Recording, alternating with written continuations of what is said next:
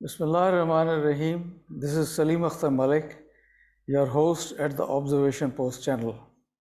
On this channel, I discuss with you issues of national and international importance, important events from military history, military technology, and some other topics of interest. It is a forum, not an ordinary channel, where you can interact with me by giving your views and comments, which are very important to me because these help me in fine-tuning my talks, which are delivered to you from time to time on this channel. You can also connect with me on Twitter, where my address is at Salim Akhtar 53. The topic for today's talk is the autumn cloudburst.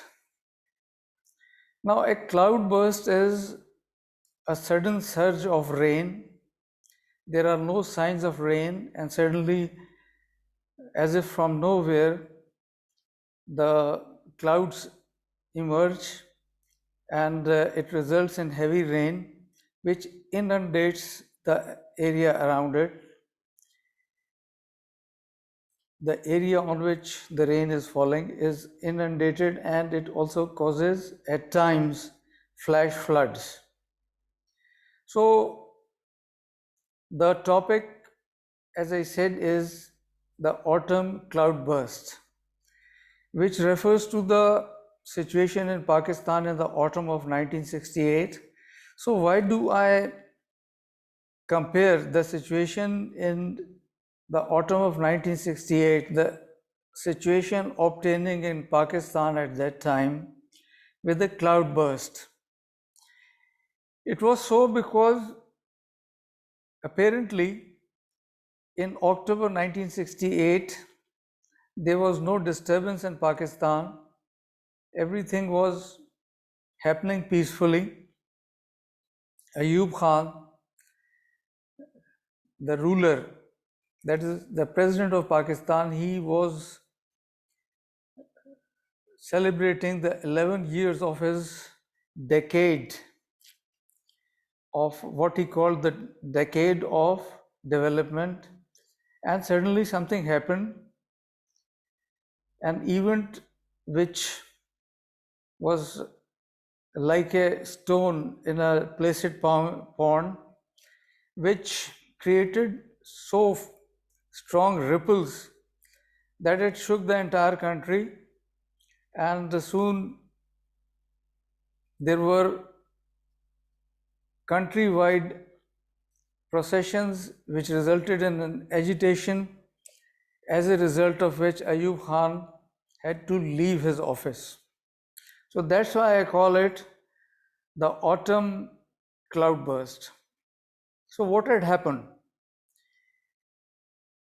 In October 1968, a group of students from Rawalpindi's Gordon College had gone for a sightseeing tour. They had gone on a sightseeing tour of the northwest frontier province of Pakistan, which is now called the Khyber Pakhtunkhwa province.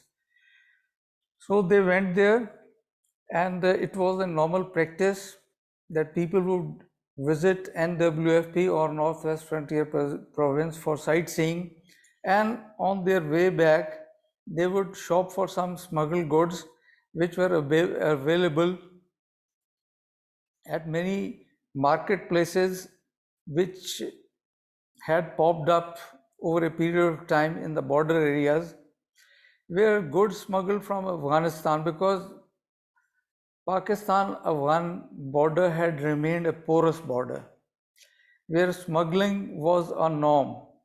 So at these marketplaces or bazaars, smuggled goods were available, and the tourists who went there for sightseeing would on their way back buy some of these smuggled goods and bring them to the settled areas of Pakistan in Punjab, Sindh, and elsewhere. So this happened with the students from Gordon College also. They, on their way back, shopped for some smuggled goods which included toiletry items, cloths, cosmetics, etc., etc. And when they left the tribal area, there was this customs check post where they were checked. So this was also a contradiction, that the tourists were allowed to bring their to shop for the smuggled goods, and then they were always checked at the customs check posts, which also dotted the border between the settled areas and the tribal areas. And there they would be asked for some bribes or some cuts by the customs officials, and after bargaining for those cuts, they would be allowed to go or proceed to their homes. But then somehow the deal could not be cut between the students of the Gordon College and the customs officials, and their goods were seized. Those shopping items, those shopped items which they were carrying were seized, and thereafter they were let go. So on reaching Rawalpindi, the next morning, those students, they held a procession in order to protest against what they called custom officials' high-handedness, and demanded that their goods should be returned to them. So this kept on happening for a few days, and then gradually students from other schools and colleges in and around Rawalpindi also joined the processions. And one day, a student in a procession which was held in front of Rawalpindi Polytechnic Institute, which was located at that time at the entrance to Rawalpindi, a student was killed as a result of the firing to which the police had resorted. So the police had resorted to baton charging as well as firing, and then this student was killed, and the processions, they snowballed into a countrywide agitation, which was soon joined by the students from the eastern wing of Pakistan, which was East Pakistan then, and which later became Bangladesh. And gradually people from other walks of life also started joining those processions, and this agitation then became ugly. And as a result of that agitation, Ayub Khan had to leave office, and on leaving office he declared martial law and handed over power to General Muhammad Yahya Khan, who was his army chief. So according to the constitution, he had to hand over power to the Speaker of the National Assembly, but he didn't do that on insistence by General Yahya Khan, who insisted that martial law be declared and the constitution abrogated. So Ayub Khan had come to power in 1958, in October 1958, almost exactly 10 years before he was shown the door, or before he was ousted. And he came to power as a result of the game of musical chairs which was going on in Pakistan since 1947.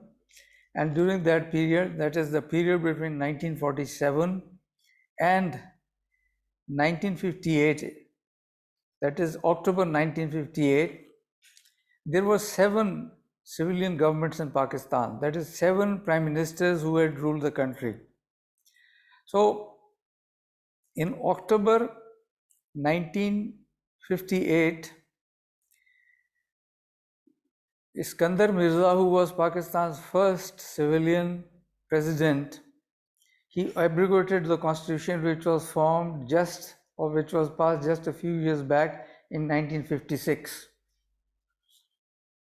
hardly 2 years later. So he abrogated the constitution, he retained the presidentship of the country and appointed General Muhammad Ayub Khan, who was then the commander-in-chief of the Pakistan Army, as they would call the army chief at that time. So he handed over, he made General Muhammad Ayub Khan the chief martial law administrator and the Prime Minister of Pakistan. But soon, that is after a few days, Ayub Khan and the generals along with him, they ousted Iskandar Mirza, sent him packing to England, and Ayub Khan assumed power as the president and the chief martial law administrator. Ayub Khan lifted martial law in 1962 and gave Pakistan a presidential form of government, a constitution which called for a presidential form of government where the president was elected by an electoral college, as they do in the United States. So Ayub Khan, during his 10 years rule, he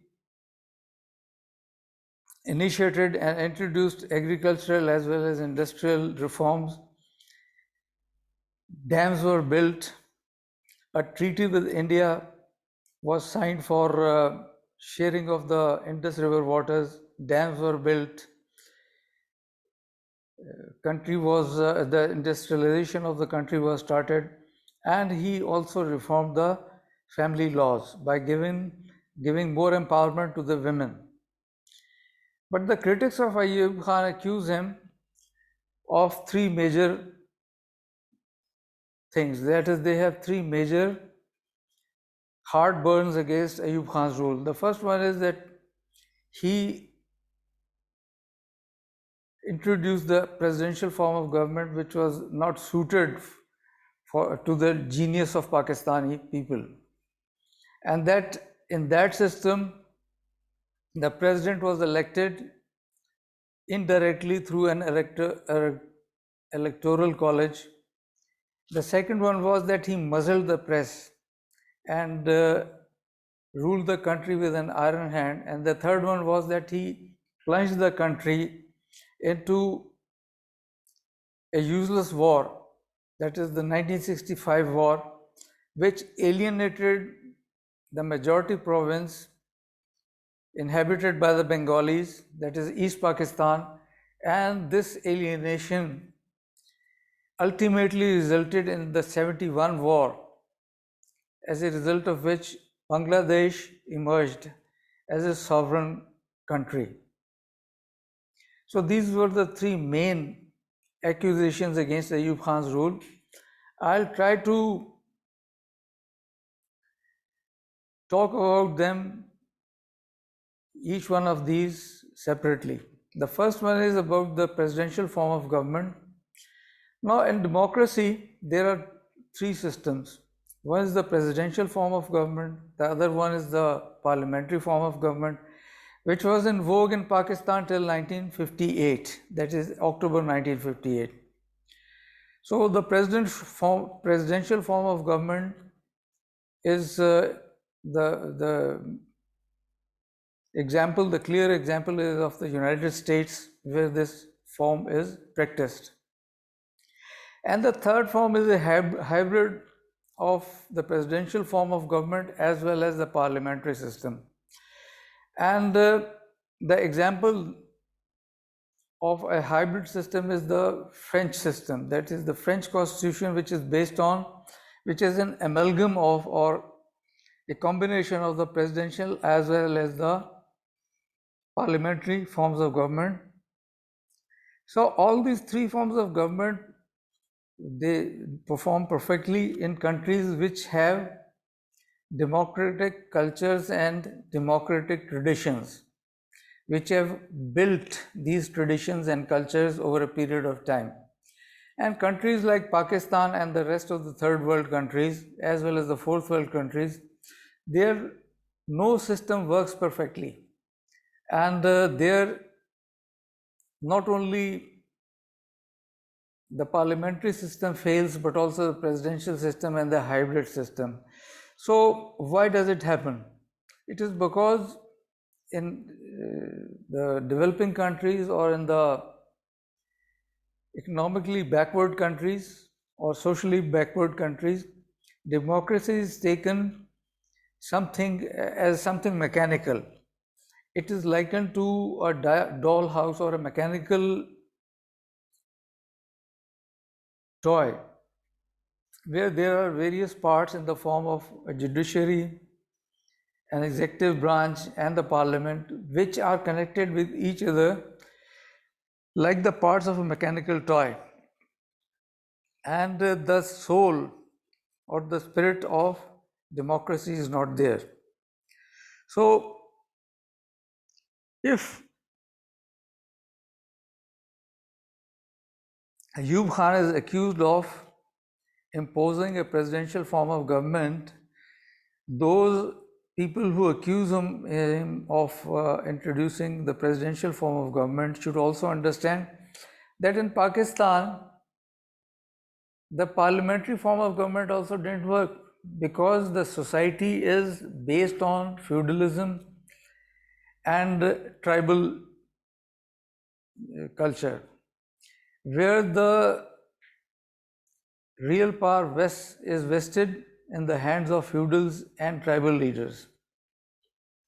So these tribal leaders as well as the feudals, they rule the roost, and till a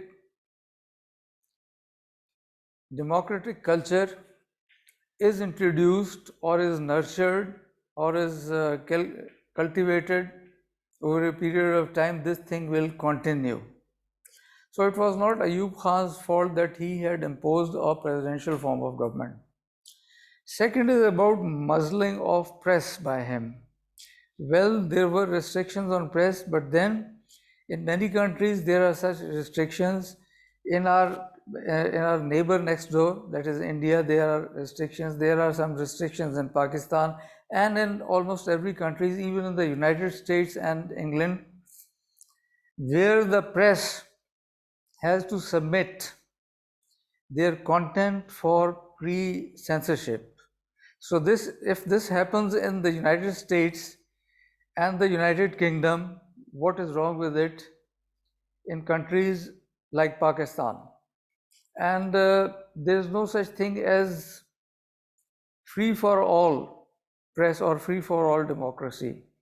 Democracy as well as the press or the media have to follow certain norms and certain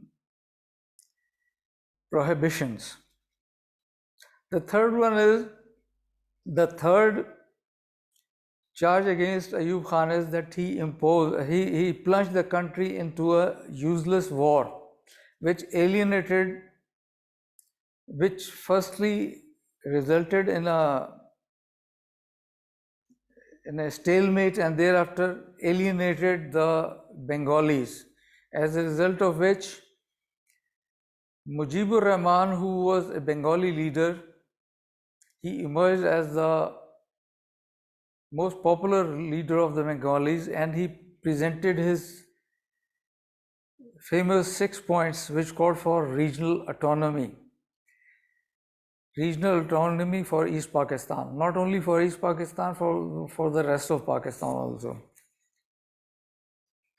It has now been established that the 1965 war was planned by Zulfikar Ali Bhutto, who was then the Foreign Minister of Pakistan, General Akhtar Hussain Malik, who was the General Officer commanding of 12th Infantry Division, as well as Aziz Ahmad, who was then the Foreign Secretary. Between themselves, they were successful in making Ayub Khan believe that sending infiltrators into Indian occupied Kashmir will not result in India attacking Pakistan across the international border. And Ayub Khan was fooled by them. However, it does not exonerate Ayub Khan from his responsibility as the president of Pakistan. He should have understood what the game which these three were playing. So Pakistan was plunged into a useless war, which resulted in a stalemate, and ultimately it resulted in the 71 war, which was the outcome of, or the corollary of, the 65 war. Elections were held in Pakistan in 1970, and as a result of the elections, I do not want to go into details, there was a civil war when Bhutto again persuaded, or he was successful in persuading General Yahya Khan, who was then the president of Pakistan, to postpone the National Assembly session. This resulted in a fresh wave of agitation in East Pakistan, which ultimately turned into a civil war, and it involved India, Pakistan's arch enemy, and there was a war. The war was again choreographed by Bhutto, General Gul Hassan, who was the chief of general staff of the Pakistan Army, and Air Marshal Rahim Khan, who was then the air chief. Between themselves, they had decided not to fight in a war between India and Pakistan, so as to give East Pakistan to Indira